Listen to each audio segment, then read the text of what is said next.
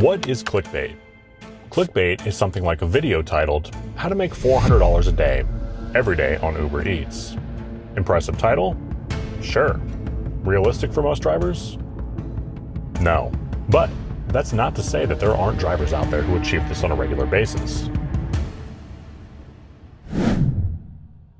What's going on, everybody? I'm Zach Drives Fast for the RideShare Guy. And in this video, we're going to talk about why some drivers make substantially more money than others and what they're doing different. Chances are, you've heard the phrase unicorn, and when you hear it from another driver, it typically means an unusually high-paying order. However, individual drivers can be unicorns as well, albeit exceedingly rare. There are drivers out there who earn more than $100,000 a year, but how do they do it? I want to start this video by saying market matters. Almost every six-figure driver that I am personally aware of either lives or drives in a major metropolitan market or a vacation destination. Of course, there are the rare exceptions that do very well in small markets as well, but these tend to be drivers in areas that are near major markets. Think bedroom communities of Los Angeles. The fact of the matter is, bigger markets will have more opportunities due to the population and the demand. But if you're in a small market, don't click off just yet. Chances are pretty good you'll still get something valuable out of this video. Unfortunately, there are plenty of markets out there that are really only served by a couple of apps. Think DoorDash and Spark, or DoorDash and Instacart. I'm not going to sit here and blow smoke and tell you that in a market like that, you're going to have the same opportunities as a driver in New York, LA, or Chicago. But you're just not going to find the top 1% of drivers in tiny little markets. I have several subscribers that live in one area, but drive in a completely different market because the opportunities are so much better elsewhere. This is my market, and this is a market about 20 minutes north of me. I know a few people who have driven in that market, but they always end up coming back to my market to drive instead. There's just more opportunities here. If your market's limiting in the sense that you only have access to a couple of apps, and it's doable, consider trying a market close to you. Hell, you could drive your market Monday to Wednesday, and then drive to the bigger market Thursday to Sunday. Of course, this is trial and error, and only you can decide if it's worth it. But in my opinion, it's definitely worth considering. Pay close attention to this and really let it resonate. The top 1% of drivers are creating their own opportunities. Every driver has their own unique style, for lack of a better word. There's a very vanilla way of driving though. This would be using one app and doing one order at a time. Then there's people like me who have multiple apps, but typically, generally still stick to one order at a time. And then you have these spicy type of drivers who are creating their own opportunities. These are the ones who are maximizing their time and making the most money. Let's look at a couple of examples. I'm going to pick on my friend Pam for a moment. Sorry, Pam, but she does consistently out-earn me. Typically what I earn in a day, she can double in half the time. Now, that's not to say that I couldn't do the same. However, her risk tolerance is slightly higher than mine. Pam usually starts with Spark in the mornings, and that will frequently take her past lunch. So she's missing the lunch orders, right?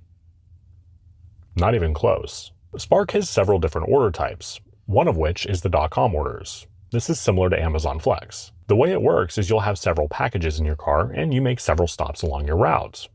However, these generally don't have a strict deliver by time. Pam might have 12 Spark orders in her car, a DoorDash, and a Grubhub order, all at the same time. Think about it like this.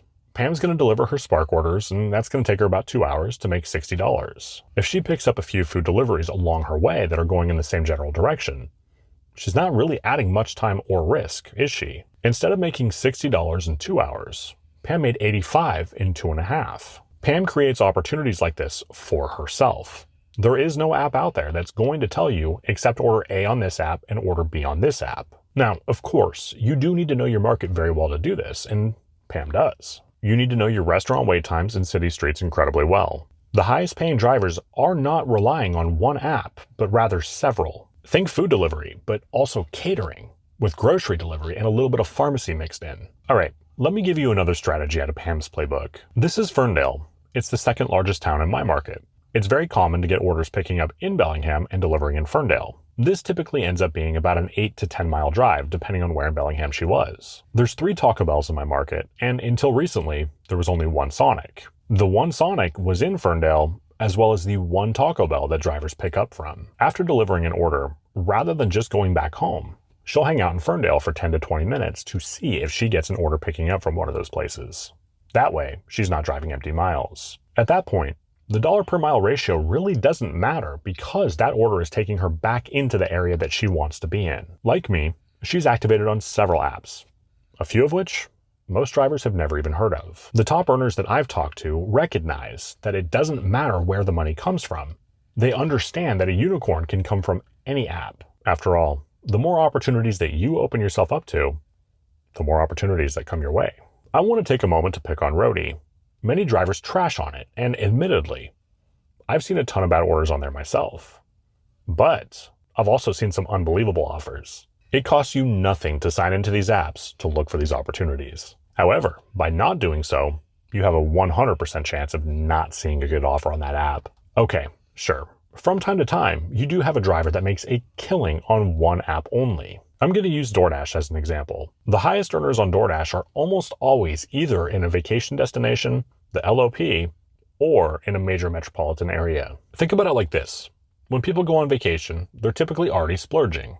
Drivers in the large order program are typically going to see bigger orders and therefore larger tips than somebody who isn't in the LOP. That, coupled with being in a market where people are on vacation and therefore spending a bunch of money, is a recipe for that driver to make a ton of money. With that said, be careful. You should never rely on just one app.